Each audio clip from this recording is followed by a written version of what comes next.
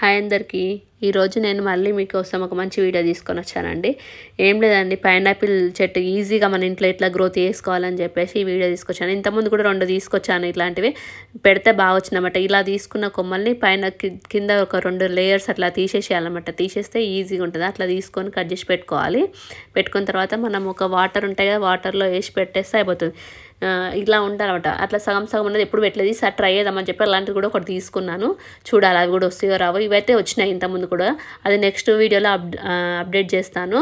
అయితే పైనాపిల్ అబ్బాయి దగ్గరికి వెళ్తే ఆ అబ్బాయి ఏం చెప్పాడంటే 30 రూపీస్కి 1 అని చెప్పాడు, 100కి 4 అని చెప్పారు. సరే అండి, 50 రూపీస్కి 2 తీసుకొని వచ్చాను అనమాట. ఇంకా అలాగనే ఇవి తీసుకోవాలి నా కొమ్మలు అంటే సరే తీసుకోండి అని చెప్పాడు. అవన్నీ తీసుకున్నాను.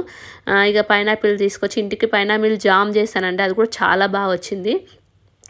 నెక్స్ట్ టైం చూపిస్తాను వీడియో వేసి. అప్పటి వరకు ఇవి నెక్స్ట్ వేర్లు కూడా చాలా బాగా గ్రోత్ అవుతాయండి. ఎందుకంటే ఇంతకుముందుకు నేను ఇలాంటివి చేశాను అనమాట. బాగా వచ్చింది ఆ పైనాపిల్ మొక్క.